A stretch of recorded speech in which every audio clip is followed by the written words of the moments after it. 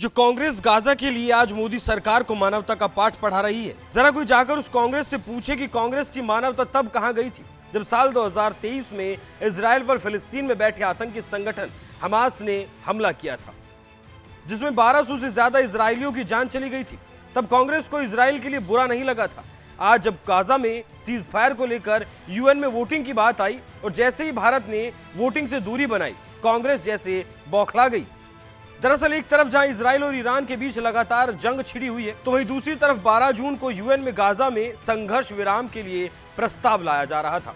लेकिन भारत ने इस मतदान से दूरी बना ली, जिसको लेकर कांग्रेस लगातार भारत सरकार पर हमलावर है।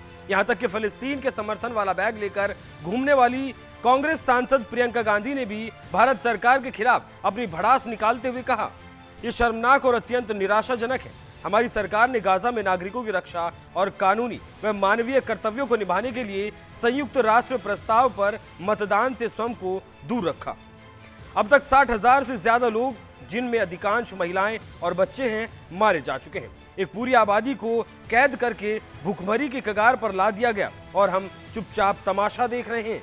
ये भारत की औपनिवेशिक विरोधी विरासत का दुखद उलटफेर है। हम केवल चुप ही नहीं, जब नेतन्याहू की सरकार एक पूरे राष्ट्र का विनाश कर रही है, बल्कि हम तो उसके ईरान पर हमले और उसकी संप्रभुता का उल्लंघन कर उसके नेतृत्व की हत्याओं पर भी तालियां बजा रहे हैं, जो अंतर्राष्ट्रीय कानूनों और मानदंडों की सीधी अवहेलना है। एक राष्ट्र के रूप में हम कैसे अपने संविधान के सिद्धांतों और स्वतंत्रता संग्राम के उन मूल्यों को भूल सकते हैं जिन्होंने दुनिया को शांति और मानवता का रास्ता दिखाया था। इस नीति का कोई नैतिक औचित्य नहीं है। सच्चा वैश्विक नेतृत्व वही है जो न्याय के लिए डटकर खड़ा हो। भारत ने अतीत में हमेशा ये साहस दिखाया है। आज जब दुनिया और ज्यादा विभाजित हो रही है, हमें एक बार फिर मानवता के पक्ष में अपनी आवाज बुलंद करनी होगी। सत्य और अहिंसा के लिए निर्भीक होकर खड़ा होना होगा। प्रियंका गांधी का यह बयान बता रहा है कि उन्हें और कांग्रेस को गाजा में युद्ध विराम को लेकर आए प्रस्ताव पर वोटिंग से भारत की दूरी बनाना कितना खल रहा है।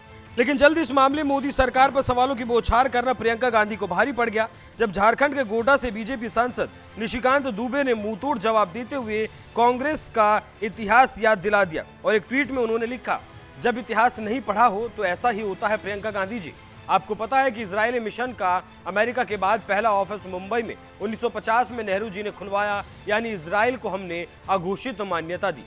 आपको पता है कि 1971 पाकिस्तान के साथ युद्ध में इंदिरा जी इजरायली हथियार का इस्तेमाल किया और मोसाद के लोग तत्कालीन लेफ्टिनेंट जनरल जैकब के साथ मिलकर पाकिस्तान पर प्रहार की योजना बनाते थे। आपको पता है कांग्रेस सरकार ने 1992 में दिल्ली में पहली बार घोषित इजरायली दूतावास खोला।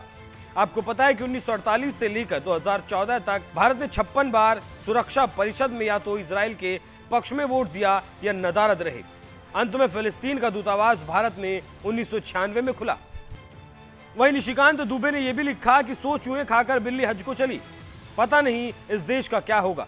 यूएन में गाजा के मसले पर भारत के स्टैंड पर सवाल उठा रही प्रियंका गांधी को निशिकांत दुबे ने कुछ इसी तरह से जवाब दिया। गाजा पर वोटिंग से भारत ने बनाई दूरी। संयुक्त राष्ट्र महासभा में गाजा में तत्काल बिना शर्त स्थायी युद्ध विराम की मांग करने वाला प्रस्ताव लाया गया था, जिस पर दुनिया के 193 देशों ने वोटिंग की और जब परिणाम आया तो 149 वोटों के साथ स्पेन की ओर से लाया गया प्रस्ताव यूएनजीए में पास हो गया। लेकिन सबसे बड़ी बात यह रही कि जिन 19 देशों ने वोटिंग से ही दूरी बना ली, न पक्ष में वोट किया न ही विपक्ष में वोट किया, इन 19 देशों में एक नाम भारत का भी था। जिसके बाद देश की सबसे बड़ी विपक्षी पार्टी कांग्रेस बौखलाई हुई है और लगातार कांग्रेस के कई नेता मोदी सरकार पर ही भड़ास निकालते हुए विदेश नीति का पाठ पढ़ाने लगे, जबकि पूरा हिंदुस्तान जानता है कि कांग्रेस के पूरे कार्यकाल में भारत का कोई भी प्रधानमंत्री इजराइल नहीं गया और ना ही उसके साथ संबंधों को सुधारने की कोशिश की। लेकिन पीएम मोदी के सत्ता में आते ही वो इजराइल जाने वाले सबसे पहले प्रधानमंत्री बने और इजराइल के साथ अपने संबंधों को और मजबूत किया। फिलहाल कांग्रेस को निशिकांत दुबे ने जिस तरह से मुंहतोड़ जवाब दिया है, इस पर आपका क्या कहना है? अपनी राय हमें कमेंट कर जरूर बताएं।